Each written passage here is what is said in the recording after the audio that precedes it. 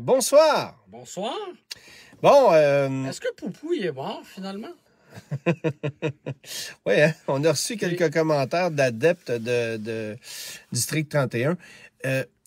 Ça s'enregistre, hein?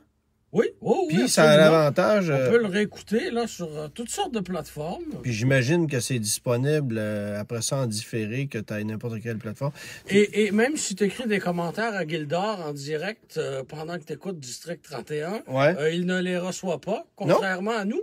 Alors, C'est vrai. Belle valeur Il y a cet avantage-là. Belle valeur ajoutée, je le vois comme ça. Il y a cet avantage-là, effectivement. Bonsoir à Michel, bonsoir à Normand Laberge qui est avec nous. Bon, on a déjà une centaine de personnes.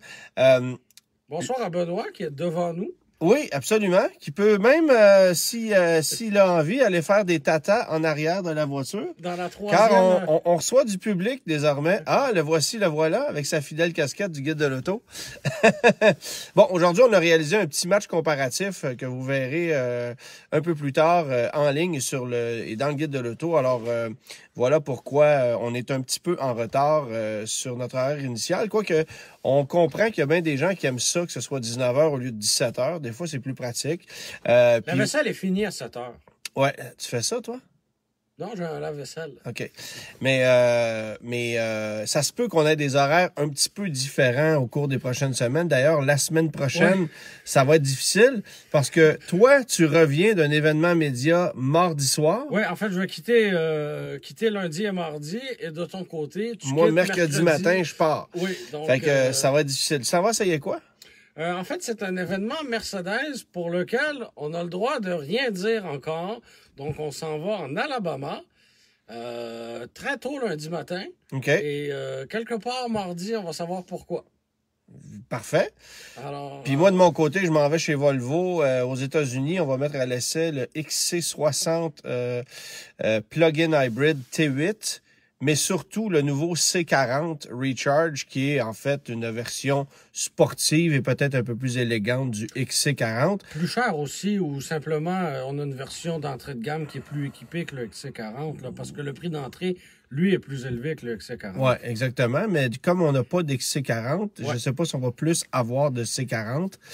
Puis ça, le C40, c'est une version coupée du XC40. Mais je trouve ça moins inélégant que... Moi, je le trouve même joli, là. Ben, Vraiment. c'est ça, parce que les VUS tronqués comme ça, le BMW X4 ou le X6 même, qui est plus gros, c'est pas ce qui me plaît le plus. Mais là, le C40, je trouve ça pas pire. Mais c'est un autre clou dans le cercueil à Polestar, je trouve. Ben, Tu sais, oui. Enfin, j'ai hâte de voir ce qu'ils vont nous répondre là-bas. Là. Ben, moi, j'ai hâte de voir qu'est-ce qui va arriver le jour où Volvo va avoir une gamme qui va être 100% électrique. Comment on va se distinguer de Polestar? Parce que... Déjà qu'on a de la misère, puis on a déplacé le concessionnaire Polestar dans le stationnement du concessionnaire Volvo. Mais on s'entend que dans un avenir à moyen terme, Volvo va être 100% électrique. On n'a pas le choix. Comment on va se distinguer de sa propre marque qui, elle, est entièrement électrique? Beaucoup de questions. Il est très important de mentionner, parce que je pourrais recevoir des commentaires dans les prochaines secondes, que je ne suis pas commandité par Pepsi. Non. Mais que je me suis pris un Pepsi, c'est lequel? Le zéro sucre? Oui. Comme breuvage de la soirée. Bon. Alors, avis à tous. On ne reçoit pas de dividendes de la part de Pepsi. Dans mon cas, ni de Perrier. C'est une eau Perrier. C'est ça. Voilà. C'est ça, exactement. Il y a quelqu'un qui dit, j'ai acheté une Stinger 2022, Elite, Suède. Wow, quel beau véhicule, confortable et performant. Oui, puis c'est probablement la dernière année. Il y a peut-être une 2023, là. Combien de temps on va l'étirer encore, là? Il n'y a pas un très gros volume associé à ce modèle-là. C'est le genre de voiture qui est trop rare aujourd'hui, qui est encore super le fun à conduire. C'est une très, très belle machine. C'est pas donné, la dépréciation est forte sur ce genre de voiture-là, ce qui est assez bizarre dans le contexte actuel. Mais c'est une bagnole qui se distingue, puis effectivement, c'est le fun à conduire. On a pu essayer aujourd'hui le Kia EV6, la Ioniq 5, on a roulé quelques véhicules. Puis oui, une EV6, c'est exceptionnel pour 1000 raisons, là. Mais t'as pas la même passion. Ben, jamais. Je suis pas capable. Tu sais, je veux dire, on a conduit plusieurs véhicules électriques aujourd'hui et honnêtement, tu te fermes les yeux, là, Tu es certain que tu es dans le même véhicule. Peu importe que tu passes de un à l'autre. Je ne pourrais mieux dire. Tu sais, c'est ça la vérité. Ouais. Je dis pas que c'est plus pertinent que jamais, c'est intéressant. Moi, j'ai un coup de cœur pour la Ioniq 5, malgré ses petits défauts, là. Ouais.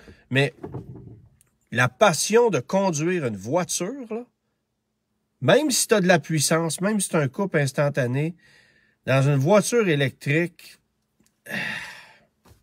c'est difficile. faudra que tu travailles. C'est difficile à aller chercher. Moi, j'ai très hâte de voir la GV60 chez Genesis. Est-ce que mes attentes sont trop élevées envers ce modèle-là? Comment on va arriver à proposer quelque chose qui va être encore mieux que le Ioniq 5 et le V6? Comment on va se distinguer? Comment on va être plus premium, entre guillemets? J'ai bien hâte de voir. Mais comme ce sont deux bases très intéressantes, ben, Ouais. c'est la même base.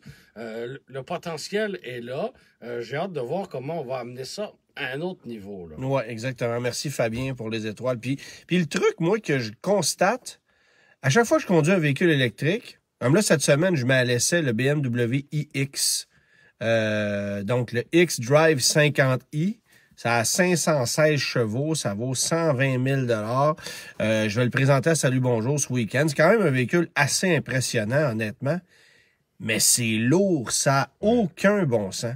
C'est lourd, mais le poids est bas. Oui, Donc, mais ça- la semaine dernière, Ouais. j'ai conduit un GMC Yukon XL Denali. OK?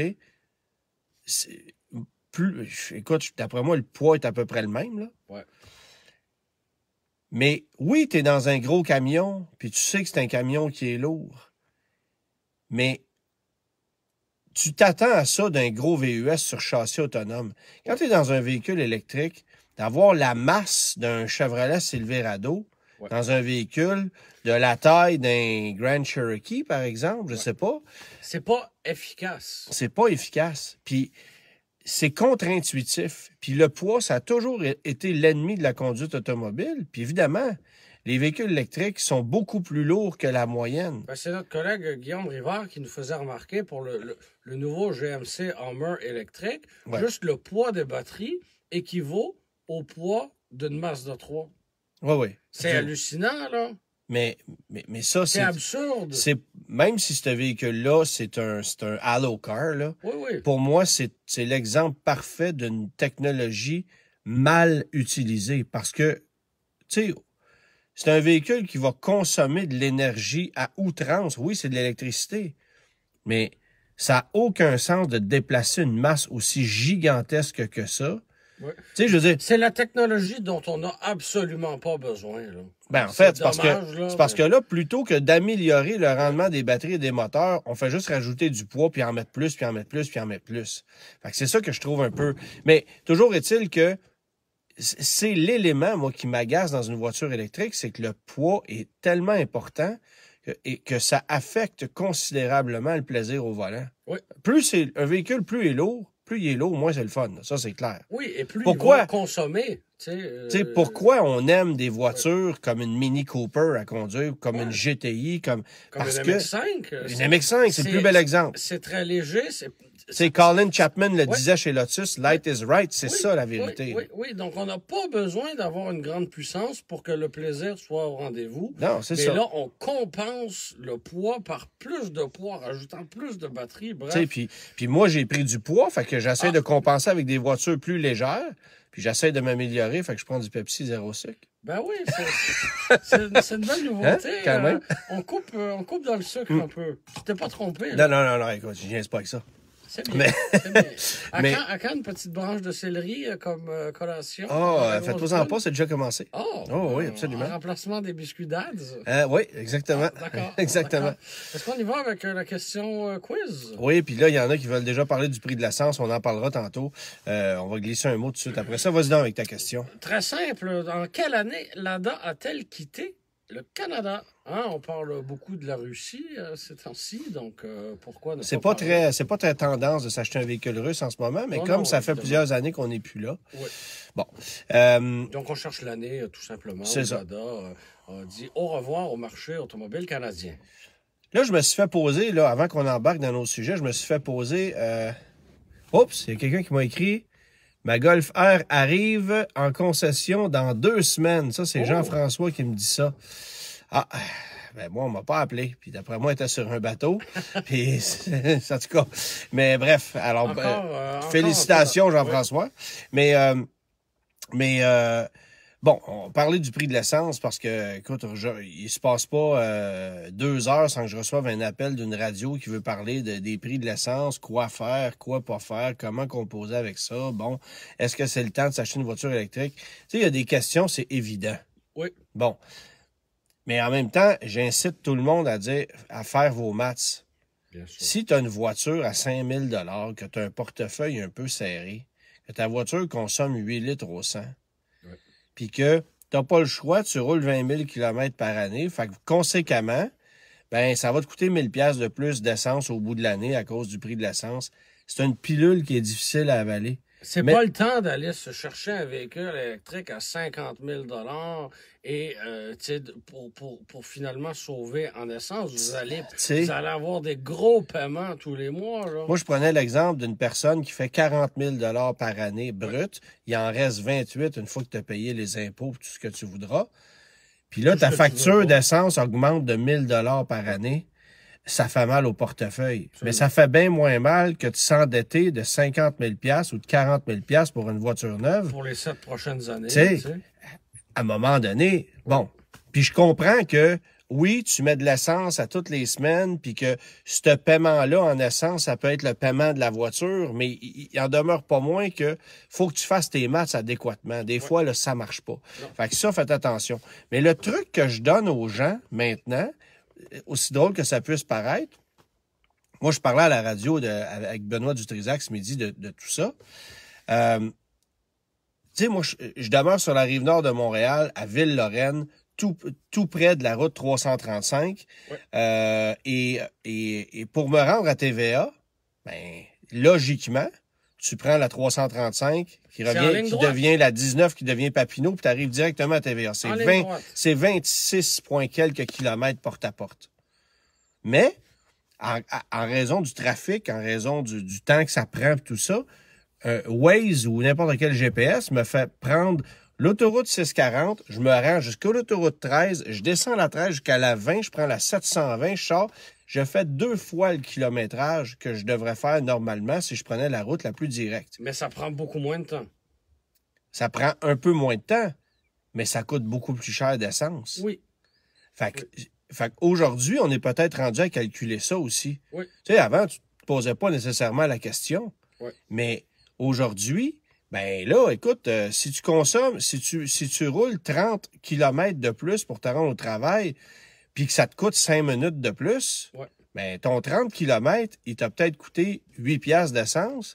Ouais, là, commence à y penser, tu sais, parce que des fois, ça peut être... Fait que ça, c'est une façon pour moi d'économiser. Puis l'autre façon d'économiser, là, regardez donc la pression de vos pneus. Regardez donc si votre filtre à air est complètement bouché, si votre mise au point a été faite, si votre voiture est bien alignée, parce que ça impacte sur la consommation d'essence, puis pas un peu. Clairement. Tu sais, moi, l'exemple que je donne tout le temps, un filtre à air qui est encrassé, puis il y en a plein des voitures, les gens ne changent pas ça. Un filtre à air qui est encrassé, là, c'est comme si tu mets ton masque, là, ton N95, mets-toi la main sur la bouche, puis va faire un marathon.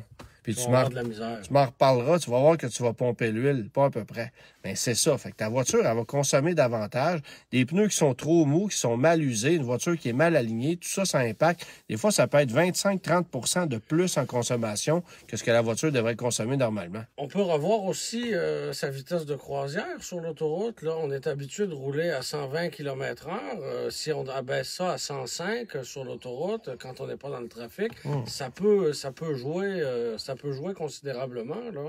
Moi, j'avais déjà parlé à quelqu'un qui était assez ferré en mécanique, puis j'y avais posé la question. Est-ce que c'est mieux d'accélérer progressivement quand tu pars d'une lumière et d'avoir une accélération légère mais continue, ou d'accélérer plus brusquement, puis après ça, d'utiliser ton air d'aller? Puis lui m'avait dit, clairement, si tu accélères plus brusquement puis que tu utilises ton air d'aller après, tu vas consommer beaucoup moins d'essence. Ah oui. J'ai jamais fait l'exercice... Non, mais je te parle, là, t'es sur l'autoroute 13, là, par exemple. Là. Au lieu de rouler à 120, si Non, tu non, roules non, à 105, pour une vitesse de croisière, oui, effectivement. c'est ça. Mais moi, je te parle, t'es ville, en oui. milieu urbain, t'as des feux de circulation à faire à répétition. Si t'as tout le temps le pied sur l'accélérateur, puis on le voit quand on conduit des voitures, puis que t'as des jauges qui te donnent la consommation en temps réel, électronique souvent, Oui, ben, du moment que t'as le pied sur l'accélérateur, ça grimpe, ça grimpe, ça grimpe. Alors, si tu mets, je veux pas dire sans nécessairement mettre le pied au fond, si tu accélères plus promptement, initialement, puis qu'après ça, tu es sur une aire d'aller, moi, je crois que tu consommes pas mal moins d'essence de cette façon-là que si tu accélères constamment, mais plus légèrement.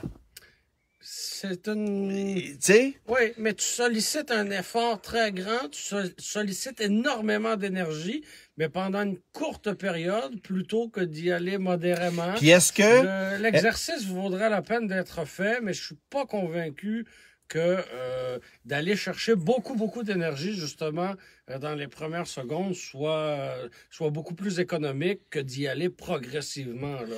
Puis encore là, ça dépend du type de véhicule. Ouais. Si t'as un gros 8 cylindres, c'est un gros 8 cylindres, t'accélères promptement, puis après ça, t'es sur ton aire d'aller, c'est sûr que le 8 cylindres va te laisser rouler longtemps. Mais si t'as un petit 3 cylindres, t'as une Mitsubishi Mirage, écoute, que t'as beau accélérer promptement, il va falloir que tu continues après. Oui. Là, t'auras pas d'avantage. Ça dépend aussi. Ah, puis il y a Gilles Germain qui dit pourquoi ne pas passer au propane. C'est des belles initiales, ça. Salutations. Oui, exactement. Ben, le propane, ça peut être efficace dans certains cas, mais il faut que tu roules. Oui. Puis c'est efficace sur des grosses mécaniques, pas sur des petites.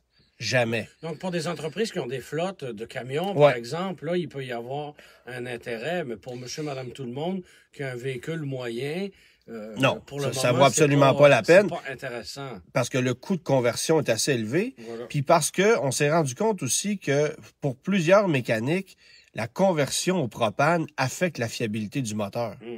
Tu sais, un moteur 3.6 Pentastar chez Chrysler, c'est un moteur qui est très, très fiable. Mais converti-là au propane, puis souvent, on a des problèmes. Okay. Fait qu'il y a ça aussi, là. Il y a un risque. Puis évidemment, si tu fais une conversion, pas besoin de te dire que tu n'as plus de garantie, là. Non, c'est comme assez évident. C'est considéré comme une modification suffisamment majeure. C'est ça. Puis un autre truc qu'on a observé aussi, c'est que les habitudes des automobilistes ont beaucoup changé dans les 2 dernières années, entre autres en raison du télétravail, et beaucoup se sont éloignés des grands centres, se sont procurés des maisons à une plus grande distance de leur travail que ce qui était le cas il y a 2 ans. Donc, ça force à avoir des trajets quotidiens qui sont plus grands. Quand on pouvait travailler de la maison, tout ça était correct, mais visiblement, il y a un retour au travail hybride qui est favorisé pour le moment. Combien de temps ça va durer, on ne le sait pas. Ouais. Mais effectivement, si tu t'es éloigné, si tu restais, je ne sais pas, à 10 ou 15 kilomètres de ton travail et que tu restes maintenant à 100 ou 150 kilomètres de ton travail parce que tu voulais une plus grosse maison avec un plus gros terrain puis avoir la paix, comme on dit, ben là, si tu dois effectuer ce trajet-là 2, 3 ou 4 fois par semaine, ben l'idée d'avoir une maison un peu plus reculée, c'est peut-être un peu moins intéressant, là. Ouais, mais là, tu commences à parler de... Mais c'est pas des cas d'exception, là. Beaucoup de gens ont déserté les grands centres, là, dans les 2 dernières années, ouais. Là. Et si le type d'emploi ne permet pas le télétravail, ben il va falloir trouver une solution pour les trajets quotidiens, là. Il y a quelqu'un qui me dit TRX au propane à ma job. Je ne sais pas si on parle d'un Ram TRX et on n'a pas aboli la garantie. Ah. Je sais pas. Oui, il y a quelqu'un qui mentionnait, je pense, c'est quoi le véhicule dans lequel on se trouve? C'est une AMC Matador. Qui n'est pas économique. Non, mais actuellement, elle l'est beaucoup, je te dirais. Depuis plusieurs mois, là, elle l'est pas mal. Je te dirais que de cette façon-là, elle consomme pas trop. Ouais. En fait, c'est plus à l'intérieur qu'on consomme. et elle consomme de l'espace dans le garage, mais... Ouais, ça en prend pas mal, effectivement. Là, il y a quelqu'un qui demande si on va parler du ID Buzz. Oui. Ben oui. Non, Je pense qu'on est rendu là. Hein. on est rendu là. Bon, Volkswagen nous... Il est magnifique. Volkswagen nous très, très disait beau. depuis un moment, on se demandait s'il allait arriver ou si c'était juste un fantasme de designer, mais visiblement, on verra ce véhicule-là débarquer. Attends Oui, un petit peu. Il y a quelqu'un qui vient de dire « Je viens de m'acheter un MX-30. » Ah! C'est ça que j'ai vu? J'aimerais avoir son nom. Je viens de m'acheter un MX-30 avec mon Carnival. C'est le combo parfait pour notre famille. Ah, ben comme deuxième véhicule pour OK. des trajets calculés. Mais encore là, puis on avait la discussion aujourd'hui même. Oui. Tu sais, C'est le prix d'une Bolt. oui, on se disait, OK, ça c'est correct pour quelqu'un qui n'a pas de grand trajet à faire, mais c'est le même prix qu'une Bolt qui te procure beaucoup plus d'autonomie. Sauf qu'il y en a dans les concessionnaires. Je le sais. C'est ça l'affaire. Oui, mais des Bolt, il va en avoir... Quand? On va reprendre la production. Là. J'ai parlé aux gens de Kia aujourd'hui. J'ai fait un téléphone parce que j'étais curieux de savoir c'était quoi la disponibilité du 9V6. Oublie ça avant 2024, t'en auras même pas. Si tu veux un modèle all-wheel drive, si tu veux un modèle à 4 roues motrices, t'as rien avant 2024. Si tu veux une propulsion... on est en début d'année 2022, là. Ouais. C'est long, là. Ça n'a pas de sens. Niro EV, c'est terminé. Soul électrique, ça se peut peut-être d'ici la fin de l'année. Terminé, on attend le 2023. Voilà, Okay. c'est donc, ça. l'actuel, il n'y en a plus. Il n'y en a plus, c'est terminé. C'est dommage parce que c'était une offre intéressante. Oui, oui. Il y en a peut-être encore quelques-uns qui traînent dans le réseau, là. Mais c'est ça. N'importe quel véhicule électrique, actuellement, tu veux t'acheter une voiture électrique, bonne chance, peu importe le modèle. Puis la voiture qui demeure, un temps soit peu disponible, mis à part la MX-30, puis peut-être mis à part une Mini Cooper électrique, là, c'est une Tesla Model 3. Ça, tu peux avoir une livraison garantie au mois de juin, là, en ce moment. Dans des délais raisonnables. Ouais, c'est ça. Mais il y a quelqu'un qui dit, j'ai entendu dire que Mazda veut jouer dans les ligues de Lexus. Ben, c'est pas d'hier, en fait. Mazda veut devenir une marque premium. Ouais. Il y a Francis qui dit Tesla Model 3, 3 ans d'attente. Tesla, 3 ans d'attente, je penserais pas, non. Pas pour une Model 3. Non, pas pour une Model 3. Pour un Model Y, on est en début d'année prochaine. Ça, c'est vrai.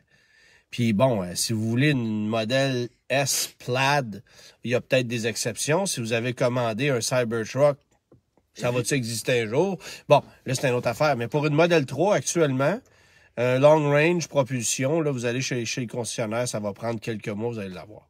Fait que ça, c'est quand même raisonnable compte tenu du contexte actuel, mais c'est ça. Fait qu'une MX-30, comme ça vend pas, on parlait d'un concessionnaire de la Rive-Nord de Montréal tantôt qui en a une quinzaine en stock, puis ça sort pas. Ben, on n'en croise pas, là, sur j'ai jamais vu une sur la route. Jamais. À part la voiture de presse que j'ai conduite. Ouais. Fait que, tu sais, c'est cute, c'est correct, ça a son cachet, mais c'est sûr que l'autonomie, faut pas que tu aies des gros besoins. Puis effectivement, tu as une Carnival pour les besoins plus grands, tu as ça comme backup, peut-être, mais ça fait cher comme backup, là, c'est ça. Pour sauver l'essence, tu sais. Il y a Steve qui dit Tesla 3 performance, seulement 2 mois d'attente. Ouais, c'est pas impossible. Bon. C'est pas impossible, mais plus cher, le modèle performance. Oui. Fait que c'est ça. Donc, retour au ID Buzz. Retour au ID Buzz. Il verra le jour. En fait, il a vu le jour aujourd'hui.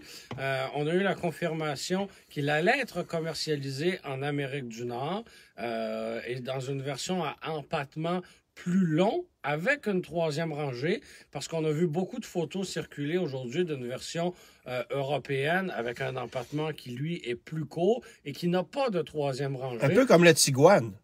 Ben oui, je pense que c'est un bon parce bon parallèle. En Europe, on a le Tiguan régulier, puis on a le Allspace qui est celui qu'on a chez nous. Oui, plus le Tiguan régulier qui est peut-être un peu plus cute, là, qui a moins l'air d'une minivan, là, finalement, qui se rapproche peut-être un peu plus de l'ancien Tiguan.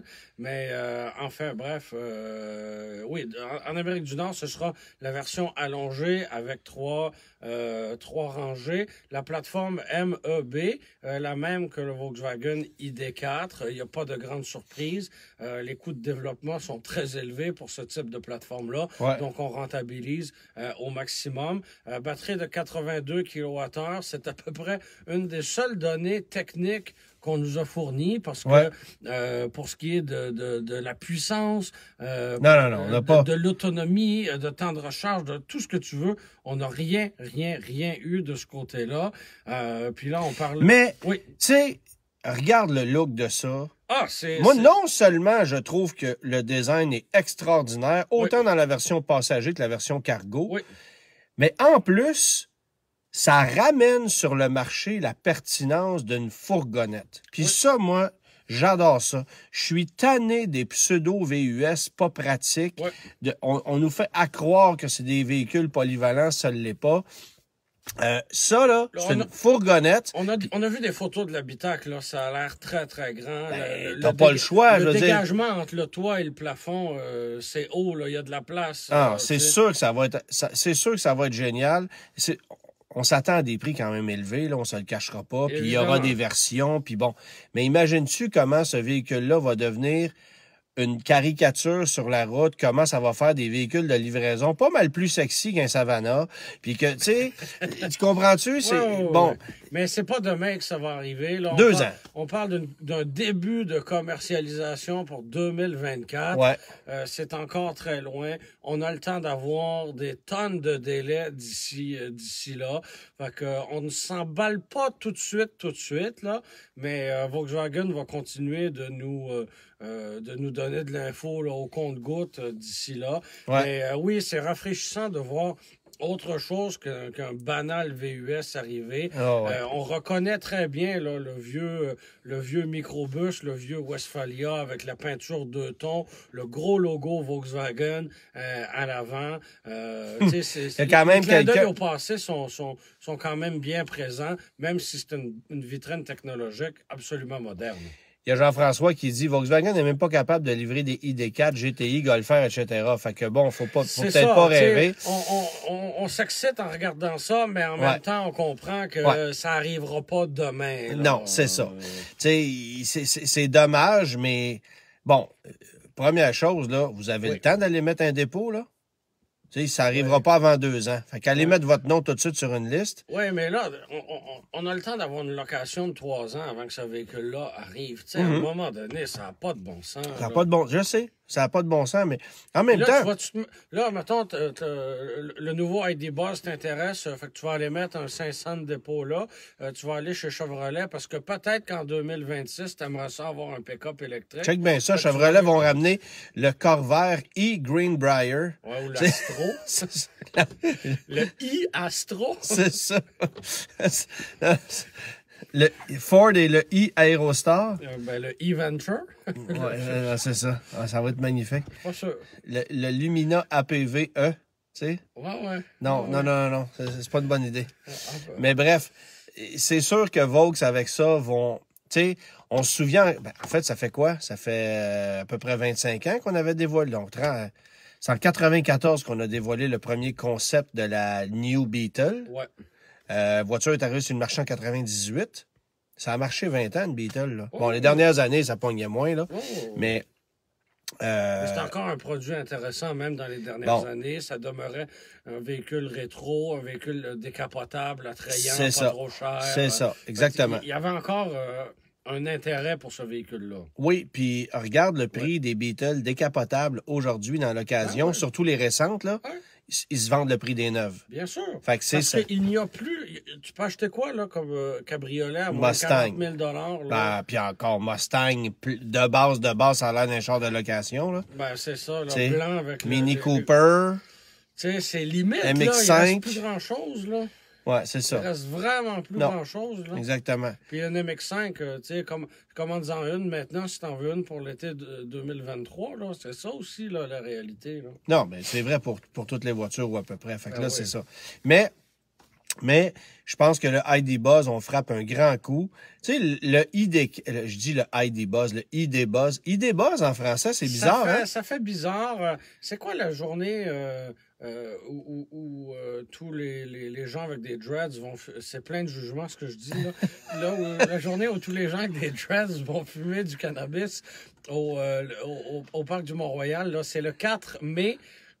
Le 4 mai, c'est ça? Fait que le 5 mai, il débosse. Oui, le 5 mai, donc le lendemain, il débosse. C'est la date de mort de Bob Marley, je crois. Là. En tout cas, je suis pas un très grand connaisseur de cannabis. Mais bref, le véhicule ID-Buzz oui, au Québec avec la SQDC, c'est un peu particulier. Bon, là. J'aime mieux dire ID-Buzz. Mais imagine des véhicules promotionnels de la SQDC avec le ID-Buzz. Ça serait pas pire, hein? Ça serait pas pire. Ouais. C'était comme le gars qui travaillait à Cube Radio qui avait un Nissan Cube. Oui.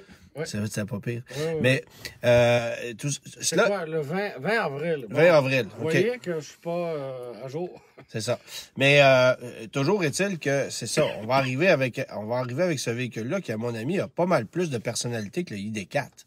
Tu sais, ID4, c'est un autre VUS, c'est correct. Tu sais, en Europe, ils ont la ID3, qui est un peu Golf électrique, là, en étirant, mais ça a déjà un petit peu plus de personnalité, comme tu dis, que le ID4, qui a l'air d'un neuf, là. Ouais, c'est ça. Tu sais, ça ressemble à rien d'autre, là, un ID4, là. On va chercher aucune essence, sans faire de mauvais jeu de mots, Volkswagen, là. Non. Alors là, on a une identité qui est quand même super intéressante. Puis c'est sûr que tu regardes le poste de conduite, bon, ça reste des écrans, puis ça reste... Ben oui, mais on va pas te mettre un dash comme dans un Eurovan, là. Il y a toujours bien des limites, là. Non, parce que tu veux que la jauge à essence, ça fonctionne plus que 6 mois. Tu sais, on se souvient qu'on avait encore des speedomètres à câble chez Volkswagen dans ce temps-là, puis ça passait son temps à briser. Ça, c'était une autre époque. Mais Volkswagen, au début des années 90, c'était à peu près les premiers à avoir des compteurs journaliers numériques. Donc, l'odomètre, là, dans le fond, était numérique. Ça, c'était en 92-93. Puis, on trouvait ça curieux à l'époque. Puis là, on s'était dit, hey, les gens pourront plus reculer les compteurs. Il y avait des compteurs numériques. Ils ont-tu trouvé la façon de le faire, tu penses? Oui, le début de l'informatique était pas si poussé que non, ça. Non, c'est ça. C'est ce que j'ai sur ma Jetta 98, là, l'odomètre électronique, comme ça. Et normalement, quand l'odomètre n'a pas été touché, n'a pas été trafiqué, il est écrit total. Et dès qu'on ouvre le système, qu'on touche au système, le mot total disparaît. Ah oui? Oui. Donc, bon, il n'y a plus beaucoup de Volkswagen de troisième génération à vendre, là. Non. Mais quand il n'y a plus le mot total, ben soit c'est plus le moteur d'origine ou c'était trafiqué, bref. Mais s'il est là, normalement, c'est un bon indicateur, là. Dave qui nous demande si l'Outback Wilderness est un bon achat. Absolument. C'est une auto que j'achèterais personnellement. J'ai pas conduit ça. Ça va super bien. Moi, j'étais allé aux Îles-de-la-Madeleine avec cette voiture-là l'été passé.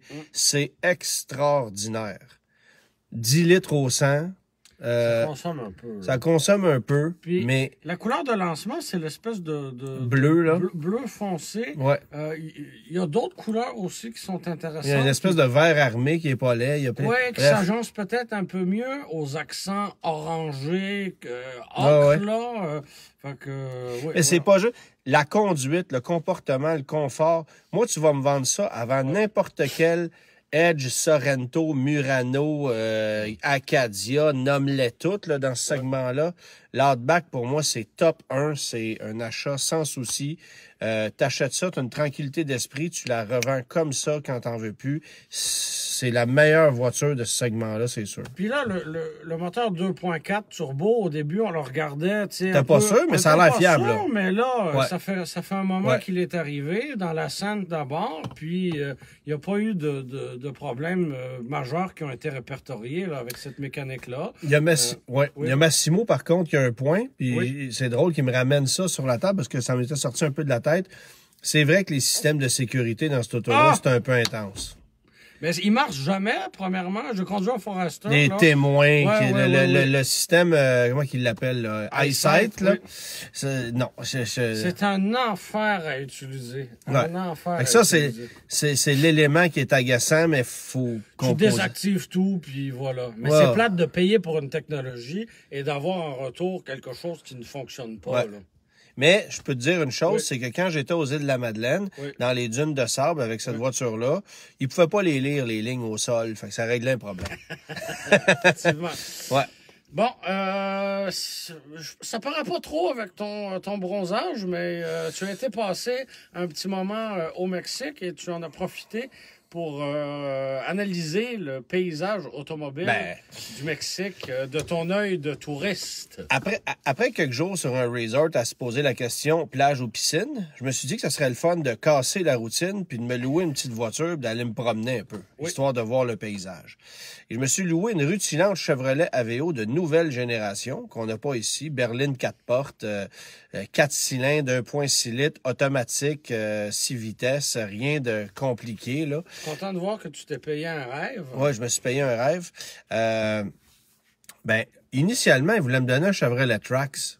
Là, tu leur as Puis dit. là, je leur ai dit, écoute, ça, j'en ai chez nous. Le gars me regardait de travers. Tu sais, non, j'aime mieux la VO. Mais bref, oui, j'aimais mieux la VO parce que la VO, je la connaissais pas, tandis que le Trax, je le connaissais.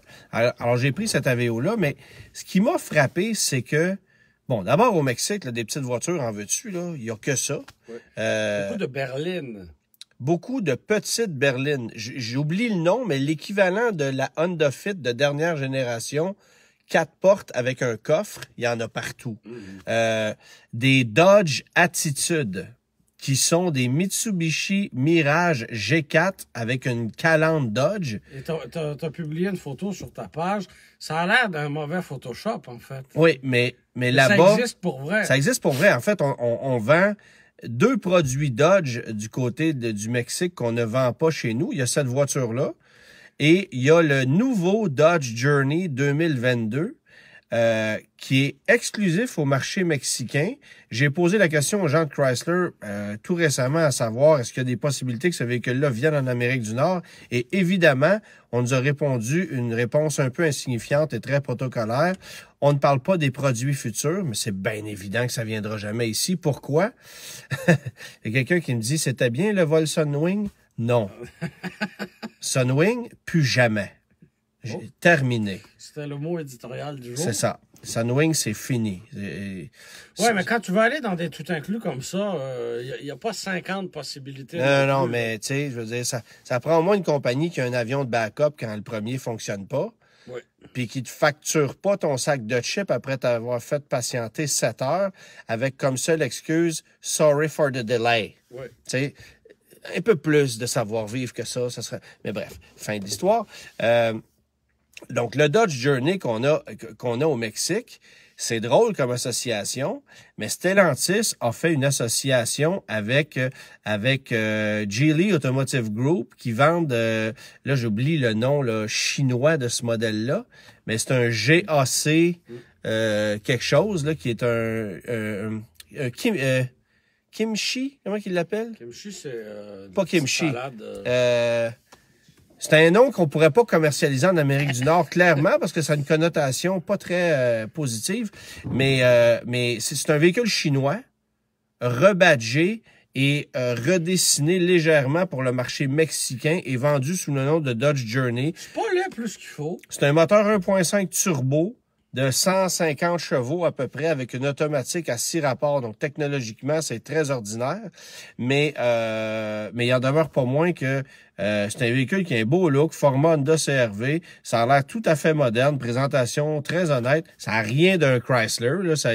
C'est pas un produit Chrysler, c'est pas non plus un produit. Parce que les rumeurs voulaient que ce produit-là soit dérivé à l'époque du Stelvio. Mm-hmm. Puis c'est pas du tout ça qui est... On est loin de là. Et dis-moi, est-ce qu'il existe des accessoires? Il y a quelqu'un qui me dit ça, Trumpshi. Le Trumpshi GS5, c'est exactement ça.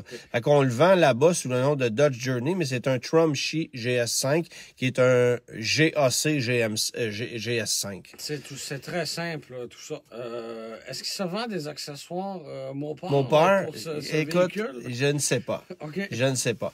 Mais j'ai trouvé ça intéressant de regarder les véhicules mexicains qu'on vend au Mexique parce que de la petite voiture, il y en a là-bas énormément. Évidemment, les budgets des gens là-bas sont plus limités. Il y a beaucoup de petites voitures qui seraient super pertinentes pour notre marché. Puis les gens, ben, veulent pas, l'économie, tu vois, comme je comparais les prix, là, puis ouais. pour comparer le prix du Dodge Journey, ça part à l'équivalent de 29 000 canadiens là-bas. La Mitsubishi Mirage qu'on vend sous le nom de Dodge Attitude, ça part à l'équivalent de 14 000 canadiens. Fait que tu sais, c'est des véhicules qui pourraient être distribués à des prix intéressants, mais est-ce qu'on veut les vendre ici? C'est sûr que non. Je veux dire, Est-ce que ça rencontrerait les normes de Transport Canada en termes de oh, sécurité? probablement. Probablement. Ouais. Je veux dire, bon, la Il n'y aurait pas Mitsubishi. de rentabilité. Mais la Mitsubishi, ça n'a pas marché sur le nom de Mitsubishi, ça ne marchera pas plus sur le nom de Dodge. Tu sais, il y a des véhicules qui n'auraient pas de bon sens. Mais, tu sais, par exemple, Chevrolet, là-bas, a une Cavalier, qui est une voiture format Nissan Sentra, tout ce qu'il y a de plus moderne. Qui n'a rien à voir avec la Cruze, là. Qui n'a rien à voir avec la Cruze. En fait, cette voiture-là, ça serait l'équivalent aujourd'hui de la Chevrolet Optra.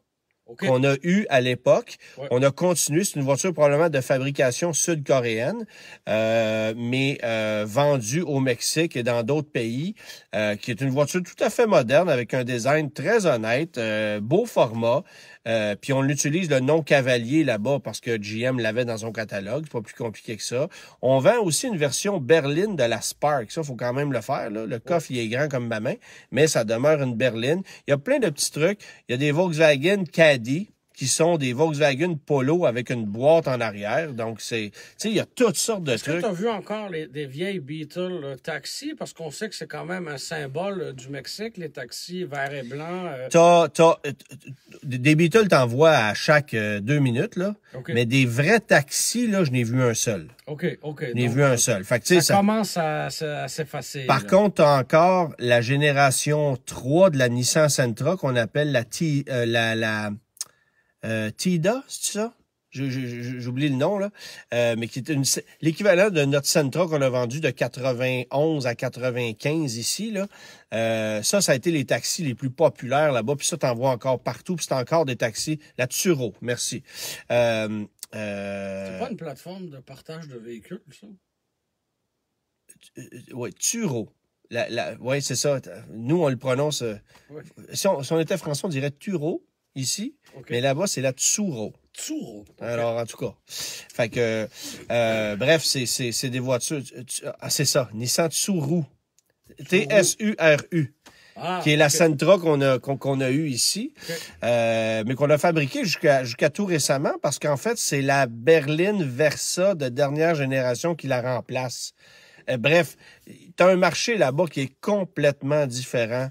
La durée de vie d'un modèle est plus longue là-bas. Là. Ah, mais on étire les véhicules, là. Ouais. J'ai vu des épaves là-bas, quelque chose. Non, mais la durée de vie d'un modèle, tu sais, l'exemple de cette Nissan-là, c'est un bel exemple. Là, ici, c'est plus commercialisé depuis 20 ans. Mais là-bas, on l'a étiré encore longtemps après. Les Jetta, oui, voilà. Les Jetta, les Golf. Deuxième génération. Les Golf 4. Ah oui, okay. Les Golf 4, les Jetta 4, on a vendu ça, écoute, jusqu'à tout récemment, là.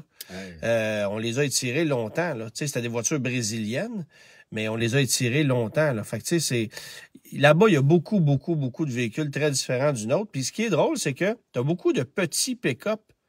Tu sais, on pense qu'on innove en arrivant avec des Maverick puis des Hyundai Santa Cruz. Ils n'ont jamais arrêté d'avoir ce genre de véhicule-là là-bas. Volkswagen a des pick-up, Ford a des petites camionnettes.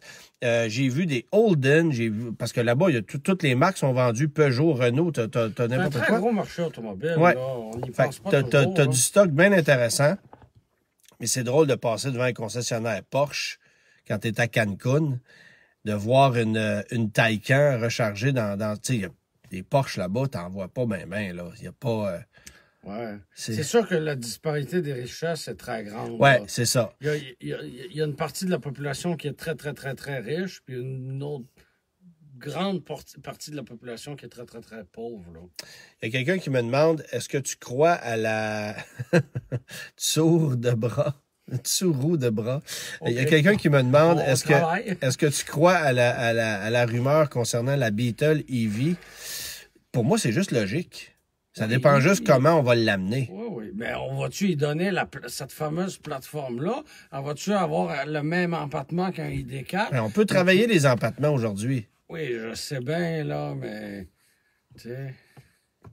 C'est ça. C'est pas évident de... Ça peut pas avoir l'empattement d'un Suburban, là. Non, c'est sûr. Mais remarque bien, l'Ioniq 5... Ben oui, mais ça a un peu l'air fou aussi, là. C'est pas laid, une Ioniq 5? Non, mais l'empattement a l'air fou. Ah, t'as pas de l'air heureux, Germain? Très heureux. Je suis un OK. petit peu fatigué, là. Oui. Mais T'as-tu très- fait des essais de véhicules aujourd'hui? Très heureux. Bon. Très, Oui, très, très puis- heureux. Puis, je voulais aussi glisser un mot sur les Vaux vendent encore des Fox là-bas? Non, mais ils vendent des Gol. Sans Ouais, le c'est pas- F. C'est pas des Golf avec le F qui a été sauté. Non, c'est vraiment des Gol qui sont des voitures brésiliennes plus cheap que des Polos. Tu sais, bon, Ça donne une idée quand même. Parce que là-bas, la Golf, c'est une voiture de luxe, là. La Golf, c'est une voiture chère. Tu sais, Ah oui, ça- faut comprendre que le format voiture compacte de chez nous, c'est le format grande voiture là-bas. Tu sais, c'est deux mondes complètement. Puis, c'est ça. Les vieux pick-up, tu te souviens des derniers Rangers qu'on a vendus chez nous en 2010-2011? Oui. Eux ont eu des versions crew cab. Qu'on Donc, n'a cabine jamais eu double ici. qu'on n'a jamais eu ici, que les Américains n'ont jamais eu. Et pourtant, ça aurait été très pratique. C'est dur de comprendre pourquoi on l'a pas eu. C'était la même chose pour les camionnettes Toyota, les camionnettes Nissan de cette génération-là. Ouais. Même dans les années 90, il y avait Tu sais, des... mon père, il y en a un Ranger Ouais. 2010 comme ça. Laisse-moi te dire, en arrière, là, avec les petits strapontins, t'es mieux de ne pas avoir une trop longue distance à faire parce que c'est vraiment pas confortable. Là. Non? Alors que d'avoir une version avec 4 vraies portes, c'est quand même un beau plus. Là. Ouais, c'est sûr. Moi, j'ai le droit de tirer avec canette vide en arrière. Tu as le droit de faire ça. Ah, OK. Ouais, lâche-toi là. C'est ça. Le coffre est plein. C'est ça. C'est ça. De Perrier. Il y en a pour 6 piastres à Saint-Saëns. C'est ça. Bon, un petit mot peut-être sur les bornes de recharge. Bon, là, on a parlé du prix de l'essence qui monte en flèche. Il y a quelqu'un qui a partagé une photo aujourd'hui sur Facebook comme quoi, à Saint-Hyacinthe, le prix de l'essence était à 2,20 $. Je ne sais pas si c'est vrai, parce que j'ai pas vu ça ailleurs au Québec aujourd'hui. Parce que les stations étaient autour d'un $1,94, 95 autour de dans la grande région montréalaise, mais quelqu'un qui a partagé 2,19 $ à Saint-Hyacinthe. Est-ce que c'est un mauvais affichage? Je sais pas. Mais enfin, bref. C'était l'heure sur son micro-ondes qui a photographié. Toujours est-il que Tesla a profité de la hausse du prix de l'essence. Peut-être on a anticipé la chose un peu d'avance pour modifier les tarifs de la recharge sur les bornes Tesla.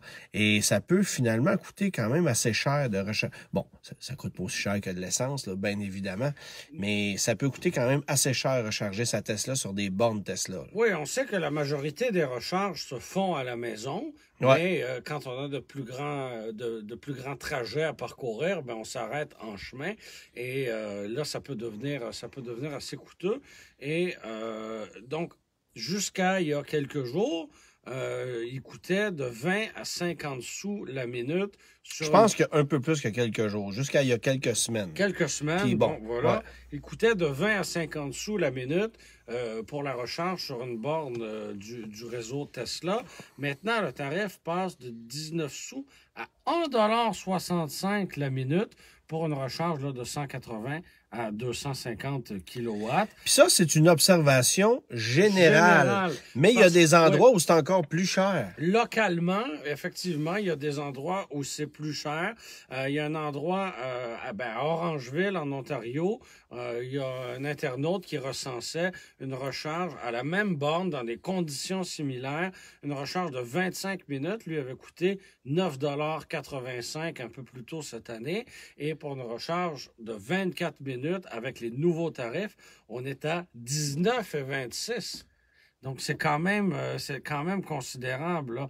Et on mentionnait là, la recharge la plus chère aperçue était de 2,45 $ la minute, toujours pour une recharge là, de 180 à 250 kilowatts. C'est ça. Ça, c'est à l'île du Prince-Édouard, dans un cas bien précis. Il faut quand même mentionner que quand tu es rendu à recharger à 200, 220, 230 kWh, Ça va vite, là. Tu restes pas là 2 heures. tu ne restes là. pas là longtemps, c'est Non. ça. Puis, c'est de la tarification en temps réel. Donc, si tu charges à 60, 70, 80, tu as un tarif X. Après ça, tu grimpes, le tarif change. À partir de 180, là, tu as le tarif maximum. Ouais.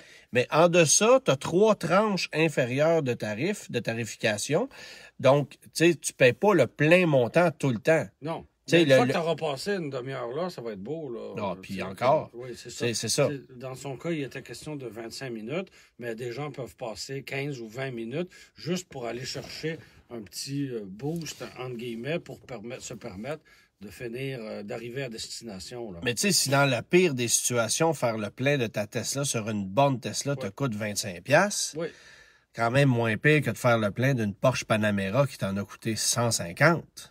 on est d'accord. Puis, tu sais, dans la majorité des cas, les gens qui conduisent des électriques, des Tesla ou autres, vont se recharger à la maison. C'est ça, la majorité T'sais, des recharges se font à la maison. Fait que, là. tu sais, oui, c'est sûr que Tesla a pris avantage du contexte actuel, du coût de l'essence. On s'est dit, on va booster les tarifs. Bon, Et si ça peut permettre, tu sais, si cette valeur ajoutée au service va permettre au service de prendre de l'expansion et d'avoir encore plus de bornes, d'avoir plus de points de recharge, ben c'est peut-être une bonne chose finalement. Là. Ouais. Parce qu'il y a quand même des territoires moins bien desservis. clairement. Là, il y a Denis qui nous dit à Saint-Jean-sur-Richelieu, 1,98,2 le litre d'ordinaire. Parce qu'à Saint-Jean, c'est souvent moins cher qu'ici, là. Oui, mais là, depuis une semaine, tout est déréglé. Là. Ouais, c'est Il n'y ça. a plus de règles. Là. Non, c'est ça. Fait que, écoute, là, je suis passé, j'étais dans le coin de Grenville hier, tout près de Hawkesbury, puis le litre d'essence était en bas d'1,80 $. C'est différent de Cancun, hein? Oui, c'est Granville ou Cancun. c'est un retour à la réalité assez violent. Oui, c'est ça. Mais C'est pas bucolique de la même manière. non, c'est ça. Mais il y a un dealer qu'il y a dans chaque ville. Ah. Hein? OK. Parce qu'à Granville, il y a un concessionnaire de voitures, je pense, puis c'est Kia. Là. OK. Alors, salutations aux jeunes Kia. Bon, il y a Miguel qui dit Costco, c'est la meilleure place pour faire le plein. Oui, mais t'attends combien de temps? Ça dépend, oui. L'autre fois, je passais à Laval, là, sur la voie de service de la 440, puis j'ai vu la file de voitures, puis j'ai dit, sais-tu quoi? On va payer 5 cents de plus le litre. Ou 7 cents. Ou, bon, des fois, à un moment donné, perdre une demi-heure pour 3 piastres. Pas nécessairement. Saint-Jérôme, 1,84 $. C'est ce qu'on a observé aujourd'hui, nous aussi, quand on était... Moncton, 1,79 $. Ah, on peut peut-être aller passer les vacances à Ottawa, 1,79 $. Ben Bon, oui, en c'est ça. Ontario, c'est toujours moins cher. Oh, c'est ça. C'est pas... Il y a quelqu'un que je connais qui est en Floride qui me parlait de 4,10 $ le gallon. Fait que fais la conversion. Ouais, ça fait $1 le litre, là. Ah, plus que ça. $1 US le litre. Oui, mais ils sont payés en dollars américains. On peut pas Non, calculer mais comme ça. nous, si on va faire le plein, Oui, ouais. oui, si nous, Ils on y sont va... habitués de payer rien pour de l'essence, là. Oui, je le sais, mais ça reste quand même moins cher que nous, là. Bon. Bon Reviens-en, choix. là. Bon choix de la semaine. Ouais, oui. Oui! Oui! On va parler de véhicules économiques cette semaine. Ben, OK? Oui, économique. Je vous ai sorti la gamme. Ça donne envie, ça donne le goût de l'été, en tout cas. Oui. J'aime tes effets vidéo. C'est pas pire, hein? Oui. Voici la gamme Géo 1992. Composée tout d'abord d'un coupé sport Geostorm Inspiré de... sur base de Isuzu Impulse, qui est une voiture fort sympathique. Il y avait 2 motorisations. C'est rare, là, aujourd'hui. Ce qui est rare, c'est la version notchback, ou je me souviens plus comment on l'appelait. Il l'appelait le coupé 3 portes, là, ici, mais c'est une pseudo familiale d'une voiture sport. Puis il y avait des versions GSI avec des moteurs plus performants. Moi, je me souviens à l'époque, j'avais un ami qui m'avait avoué, son père avait un concessionnaire GM, puis il m'avait dit, dans l'année, il avait vendu 21 Geostorm GSI. Wow! Et sur les 21 Geostorm GSI qu'on avait vendus, 19 étaient revenus dans la même année pour des gasquettes de tête. C'est moins bon, hein? Fait que c'était un moteur qui avait un petit peu de problème. Fait que c'est ça. Bien la version 3. T'avais la version 3, t'avais la version sportive, puis la GSI au bas, qui est la bleue que vous voyez là. Ça avait 130 chevaux, si ma mémoire est bonne. Là, on va la retrouver. 140 chevaux. 95 chevaux pour la version de base, 140 pour la version GSI. Fait qu'il y avait une bonne différence. Bon, évidemment, la Géo Métro, c'est ce que tout le monde a connu. 3 cylindres, 55 chevaux, 3 vitesses automatiques ou 5 vitesses manuelles, 3 portes, 5 portes. Et un peu plus tard dans l'année, la berline qui débarquait. Il y a quelqu'un qui nous écrit, là, son nom est écrit en caractère japonais ou chinois, là, je ne peux pas lire d'ici. Okay. Si je ne me trompe pas, c'est un Québécois en Estrie qui possède notamment quelques Geostorm et plusieurs Isuzu. Là. Je ne sais pas si c'est ce qu'il... Jamais eu de problème avec mon GSI, c'est ça qui est écrit. Voilà, c'est ça. Isuzu Impulse. Son prénom m'échappe, là, parce que c'est des caractères asiatiques, là. OK. Mais oui... T'es pas capable de lire ça? Non. Ah, OK. Parce que je suis fatigué. OK, c'est ça qui arrive. Voilà. Ouais, des fois, ça prend un peu plus de concentration, je comprends. Mais la pièce de résistance, c'était ça. Le cabriolet? Non, c'est quoi? Oui, le cabriolet. Oui, jaune. Puis tu me disais la blague tantôt avant l'émission, comment ça se fait qu'il y a toujours une plaque du Québec en avant des Géo Métro décapotables, des Pontiac Firefly, des Chevrolet Sprint décapotables? Toujours une plaque décorative du Québec. Moi, ma théorie, c'est que c'est souvent des voitures qui ont été traînées en arrière d'un VR, qui se sont retrouvées sur des campings au Québec. Oui, mais c'est pas une raison de mettre une plaque du Québec. Je sais pas.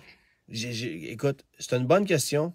Faudrait investiguer. Okay. Moi, je ferais un papier là-dessus, Germain, si j'étais toi. OK, ben je vais contacter nos amis de JE. Ouais. Alors, je vous présente la gamme Géo Métro, excluant la berline que je vous ai montré tantôt. Évidemment, ben, pour finir, il y avait le Tracker. Ouais. C'est des petits véhicules recherchés, ça, aujourd'hui. Hein? Les petits trackers, là, oui. Ça se vend assez bien. Là. Un beau tracker en bonne condition, là, on peut flirter avec le 10 000 Mais c'est vrai que c'était des petits véhicules, le fun. Biodégradables. Les carrosseries n'étaient pas très résistantes, mais... Donc, des versions qui ont survécu, ben, il n'y en a pas tant que ça. C'est ça. Beaucoup ont été modifiés, beaucoup ont fait genre route aussi. Fait que des versions originales encore, 30 ans plus tard, il n'y en a pas beaucoup. Il n'y en a pas tant que ça, là. Il y a Miguel qui dit « Doug Demuro a fait une vidéo avec une Géo Métro décapotable. Okay. Ah oui, OK. Il y en a un, il dit « J'ai un ami qui vend sa métro cabriolet à Gatineau. » Fait que, elle vit à tous. Elle est rouge, semble-t-il. Ah, donc rose? Ouais, donc rose, c'est ça. Ça décolorait un peu, là. C'est ça. C'est ça. Mais où je m'en allais avec ça, c'est ça. Puis, on se souvient qu'en 92, Suzuki avait lancé une version 4 portes de son Sidekick, mais il avait fallu attendre 2 ans avant que Géo arrive avec un Tracker 4 portes. Donc, Suzuki avait gardé l'exclusivité du VUS 4 portes, toit fermé, pendant quelques années. Oui. Hein? On s'en souvient. Ça, c'est le genre de truc que je sais. J'ai gardé ça dans mon tiroir. Mais ma date de fête, c'est quoi? Je sais pas. Oh, c'est ça. Je sais pas. Aucune idée. Aucune idée. Quelques questions du public. Vas-y donc. On a Réal qui nous dit qu'il est intéressé à faire l'acquisition d'un Acura RDX 2022. Est-ce un bon achat? Oui. Point final.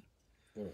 Prenez le temps de vous familiariser avec l'espèce d'écran compliqué. Mais il existe plein de livres et de tutoriels YouTube, de vidéos, d'accompagnement. Non, mais c'est une sacrée bonne machine. À un moment donné, on finit par y arriver, mais oui, c'est le seul... C'est pour ça qu'on revient là-dessus. Là, c'est le seul défaut majeur du véhicule. Oui. OK, on a... écoute attentivement, il y a beaucoup de chiffres dans la question suivante. D'accord. Il y a Darlene qui nous dit qu'elle est tannée du prix de l'essence. On la comprend un peu. Elle est nouvellement séparée. Elle doit payer son véhicule et sa maison seule. Présentement, ça lui coûte 92 $ par semaine pour son Tucson 2019 avec 75 $ d'essence à 1,70 $. Bon, maintenant, c'est un Ta peu question plus. date d'il y a 4 jours? Oui, exactement. Elle voudrait changer pour un véhicule hybride, donc pas de véhicule 100% électrique. Elle regarde le RAV4 hybride ou le Tucson hybride, mais elle est ouverte à d'autres suggestions. Elle fait environ 50 km aller-retour pour aller travailler et ne sort pas trop les fins de semaine. Quelle serait la meilleure option? Le RAV4 hybride, pour moi, c'est la meilleure option. Et la bonne nouvelle, c'est qu'on va en fabriquer davantage en 2022. Donc, les délais de livraison devraient être raccourcis. À court terme, on n'a pas de... Pas dans l'immédiat, mais on va réussir à mettre la main sur quelque chose. Parce que c'est pas mal plus efficace qu'un Tucson hybride, non, les hybrides chez Hyundai, malheureusement, ou chez Kia, c'est pas ce qu'il y a de plus impressionnant. Puis ce qui existe ailleurs sur le marché n'arrive pas encore au niveau du RAV4 hybride en termes de rendement. L'Escape hybride, moi, je trouvais ça hybride régulier. Oui, là, pas j'ai pire. trouvé ça Pas intéressant. pire, effectivement. Consommation, ça se compare. Ouais, on était à peu près à 6 litres. 6 litres Tu as peut-être une disponibilité plus rapide que le RAV4 aussi, là. Oui, ça oui. Fait que ça peut être une belle alternative, mais j'aurais davantage confiance au RAV4 à long terme. Absolument. Par contre, là, il y a une question de savoir est-ce qu'il y a une équité négative sur le Tucson 2019? Ouais. Parce que de changer un 2019, si ça coûte quelque chose, ben là, on s'embarque dans une situation qui est pas super intéressante. Est-ce que c'est une location? Oui, les c'est véhicules ça. d'occasion, on la cote en ce moment une bonne valeur, mais il faudrait effectivement éviter de transférer une ballonne, là. Quoi? Il y a Dominique qui dit Gilles Thibon va commenter juste parce que j'ai dit quelque chose sur Ford. Sur Ford, oui. C'est ça. Ce sont de produits fort convaincants. C'est ça. Fort Mais bref, elle était pas pire. Mais c'est ça. Faut d'abord savoir combien on peut obtenir pour le Tucson. Est-ce que c'est une location? Est-ce qu'il y a un bris de contrat? Est-ce qu'on est capable de s'en sortir au moins avec une équité égale, voire même positive, si le véhicule n'a pas trop de... Parce que ça va bien se revendre, un Tucson 2019, ça, c'est pas la question. Mais faut pas se retrouver avec une ballonne puis se retrouver dans une situation qui est pas... Parce que là, l'idée, c'est d'économiser, là. Faut pas oublier ça. Là. L'idée de changer le Tucson, c'est parce qu'on veut économiser à la pompe. Alors, passer d'un véhicule qui va faire 9 litres au 100 à 6 litres au 100, par exemple, là, ben, c'est ça l'objectif. Mais si ça coûte des sous de façon considérable pour le faire, on n'est pas d'avance. Non. Puis, pas le choix d'admettre que le RAV4 hybride va fort probablement coûter plus cher en mensualité qu'un Tucson. Là. Oui, juste avec les taux d'intérêt. Fait qu'il y a ça aussi, là, même l'Escape. Fait il y a de tout ça à considérer. OK. Troisième question, on a un peu abordé le sujet un peu plus tôt. Sylvain demande quel véhicule électrique abordable est-il possible d'obtenir rapidement? Oui, un MX-30. Oui, c'est ça. Ça, c'est la réponse plate. Ouais, mais... Demain matin. Ouais. Mais sinon... Vous allez peut-être même obtenir des garde-boue gratuitement. Oui, c'est ça, des tapis d'hiver. Oui. Puis un petit stylo retouche. Oui, ça se peut. Ça se peut. Mais il n'y a pas beaucoup de véhicules électriques qu'on peut obtenir rapidement en ce moment, là. Oui, il y a peut-être des Soul. Leaf, c'est sold out, il n'y en a plus. Ouais. C'est vraiment pas évident. Oui, mais je pense que Nissan n'a pas fait d'effort. Commandé non plus. Parce qu'ils en ont vendu un peu plus de 1000 pour l'année 2022, puis la production est terminée. Fait que, tu sais, je pense qu'on met les énergies ailleurs, là. Sur l'Aria. Tu sais, sur l'Aria, ouais, qui va arriver en novembre. Mais il y aura quand même eu un écart entre les deux. Puis... Paul qui nous demande est-ce que le Kona est disponible cette année, sold out, il n'y a rien à faire avec ça. Tu sais, c'est ça, c'est vraiment pas évident, là. Avec le Kona, on avait rattrapé les retards de livraison parce qu'on se rappelle qu'au début, là, c'était impossible de mettre la main sur mais c'est parce que là, la stratégie, ça a été écoutez, monsieur, vous voulez une Ioniq 5, parfait. Vous allez l'avoir dans 18 mois. En attendant, je peux vous asseoir dans un Kona électrique. Il en reste quelques-uns. Ramenez-moi là dans 1 an et demi, puis on va vous rasseoir dans votre Ioniq. Fait que, tu sais, s'il en restait dans le réseau, ils sont partis comme ça. Oui. Puis on le comprend, là. C'est une stratégie intéressante, là. Exactement. Alors, voilà. Réponse à la question quiz, c'était 1998, donc l'année au cours de laquelle l'ADA avait quitté le marché automobile canadien. Et si ma mémoire est bonne, il y avait aussi une question de sécurité. C'est-à-dire qu'on n'était plus capable de rencontrer les normes de sécurité avec les véhicules à cette époque-là. Il n'y a aucune Lada qui a été vendue avec des sacs gonflables, mais il y avait autre chose, là. Fait que je me souviens pas de la raison spécifique, mais je me souviens, moi, d'être allé au concessionnaire en 97 et d'avoir conduit une Samara neuve et de trouver que coudonc, c'est une voiture neuve, ça, parce que... C'était un peu dépassé. Un petit peu dépassé. Et d'ailleurs, Germain, 4 modèles de Lada vendus en 1991, donne-moi donc ça. Ah, tu les as nommés tantôt, là, mais j'écoutais pas. OK. Vas-y. Samara. Signet, Niva, Samara, puis un quatrième. qui était la Sagona.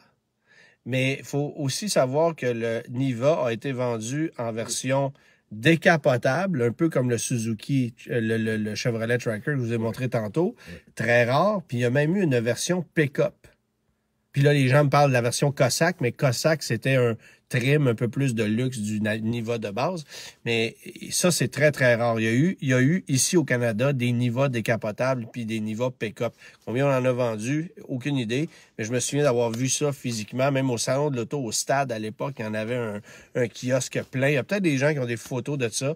On va demander à Luc Gagné, notre collègue journaliste, c'est sûr qu'il y a ça quelque part. Malheureusement, le département des relations publiques de l'ADA Canada est fermé. Alors, il existe encore, mais d'après moi, si tu appelles aujourd'hui, ça se peut que tu tombes sur une boîte vocale. Ça se peut et qu'on retourne pas ton appel. Merci d'avoir été là, tout le monde. La semaine prochaine, on fait relâche. On n'aura pas le choix parce qu'on... Si jamais on a une idée de génie...